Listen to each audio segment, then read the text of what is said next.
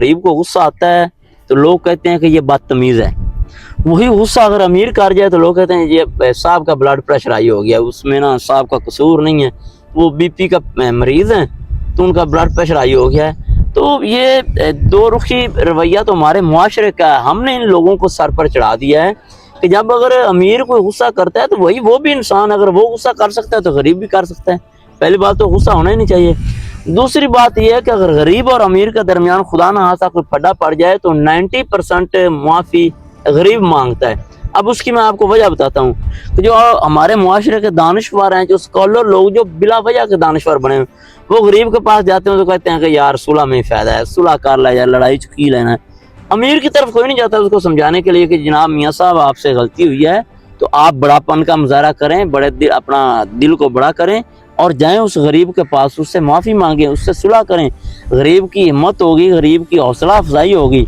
जब लोग अमीरों को इस तरह वो कहते हैं ना कि मतलब उनकी खुशामद करते हैं तो फिर वो क्या होता है कि वो मज़ीद उनका जो है रवैया उस तरह का हो। उनको पता होता है कि यार लोग तो सारे मेरे साथ हैं, मेरी किसी ने भी मुखालफत नहीं करनी। जब तक हमारे मुआशरे में हक गोई नहीं होगी, हमारे मुआशरे में ये रवाज या रस्म कायम नहीं होगी कि अगर अमीर की गलती है तो मुआशरे के लोगों को चाहिए कि उसको एहसास दिलाएं भाई आपकी गलती है, आप उस गलती का अजाला करें, या जो आपका गरीब भाई है उससे सॉरी करें।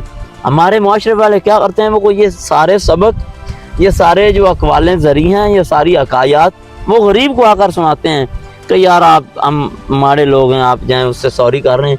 तो फिर ये एक मुआशरे में रवाज बनता जा रहा है कि गलती अमीर की हो या गरीब की। यार वो बात तो आपने सुनी होगी ना कि पंजाबी में कहते हैं कि पानी हमेशा नीवी थां ते जाता है।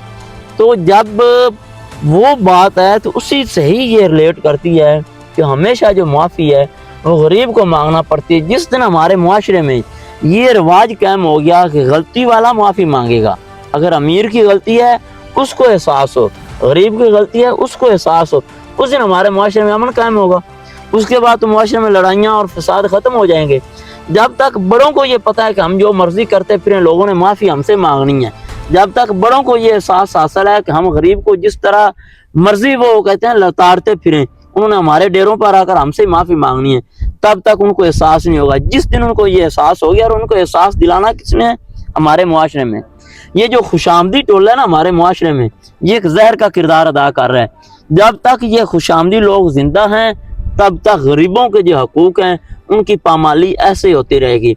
आप किसी महफिल में जाकर देख लें, एक जगह पे एक दानश्वर बैठा है, इमाम मस्जिद बैठा है, आलिम दीन बैठा है, एक खतीब बैठा है, एक जगह पे अनपढ़ जहल रुपए पैसे वाला बैठा है जो बड़ी गाड़ी पे आया है। जब कोई ऊपर से लोग आएंगे, उन्होंने आलिम दीन के साथ सलाम नहीं लेना, उन्होंने उस मुफक्कर के साथ सलाम नहीं लेना, उस खतीब के साथ सलाम नहीं लेना।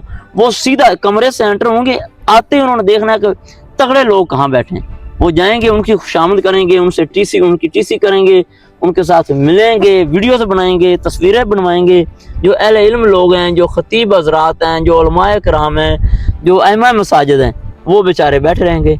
तो जब तक माशरे के लोग इन लोगों को इज्जत नहीं देंगे, गरीब अगर पढ़ा लिखा है, आलिम दीन है, खतीब है या शरीफ आदमी है, मुआशरे में उसका किरदार पॉजिटिव है, उसको जब तक हम इज्जत नहीं देंगे, अनपढ़ जहल लोगों को इज्जत देते रहेंगे सिर्फ इस बिना पर कि वो बड़ी गाड़ी पर आया है, तब तक कोई भी गरीब उसको ये मौका नहीं मिलेगा कि अमीर उससे सॉरी करे। गरीब को ही माफ़ी मांगना पड़ेगा।